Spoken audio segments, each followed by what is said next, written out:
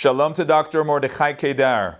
Nice to see you, Yoni. So how do you see the recent events in Jordan? Well, I'm not a prophet. I'm not being able to predict about the stability of the Jordanian royal family, but so far this family is functioning almost 100 years.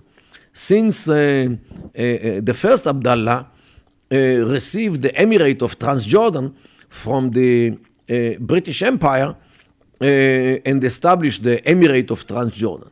So this family went through big changes or big crisis, like the assassination of that Abdallah the First in Jerusalem in the early 50s, the changing of the crown prince from Hassan to Abdallah II, Hassan the brother of Hussein, to Abdallah II, the current king, and again the change of the crown prince because the current king, Abdallah II, had first a crown prince, his brother or half-brother, Hamzah, and in 2004 he changed it and he nominated his son, Hussein, to be his successor. So this royal family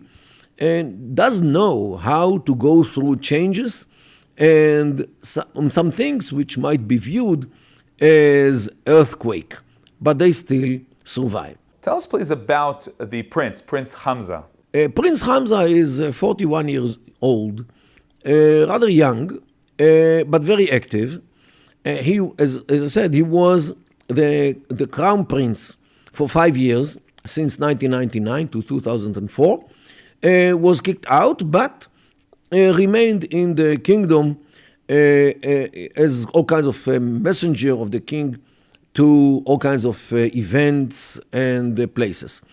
However, he became too popular, especially within the Bedouin tribes in Jordan, unlike the current crown prince Hussein.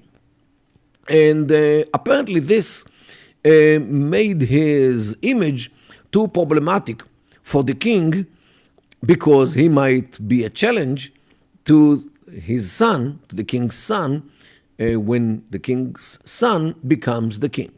So, therefore, Hamzah became not so popular in the eyes of the king, and maybe there were some other issues which never came out to the media, as this one which we see in the last couple of days. And how does this affect Israel? I'm not sure that it has any ramifications on Israel, as long as Israel sees the peace with Jordan and the peace actually between Israel and the royal family as a strategic asset for Israel.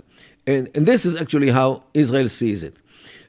I personally think that the peace with Jordan is not an asset for Israel, because the king, Abdallah II, calls all the whole world to establish a Palestinian state in Judea and Samaria, and let Israel deal with this problem of a Palestinian state, which very possibly might become a terror state. He doesn't care about this.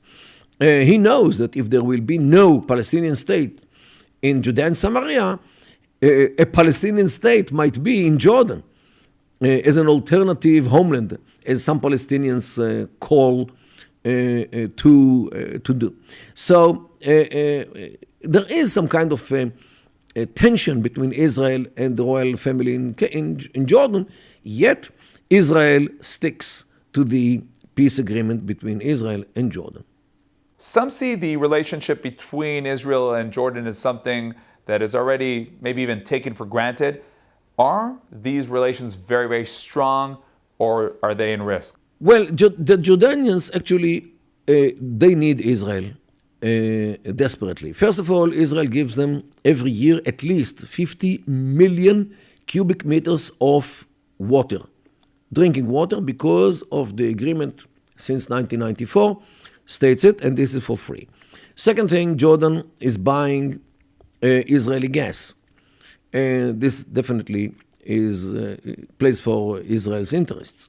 Thirdly, Jordan keeps the very long border between Israel and Jordan, safe of terrorists.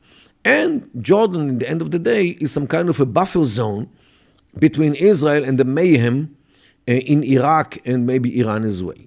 So these are the four major reasons why Israel views the relations with Jordan as a strategic asset.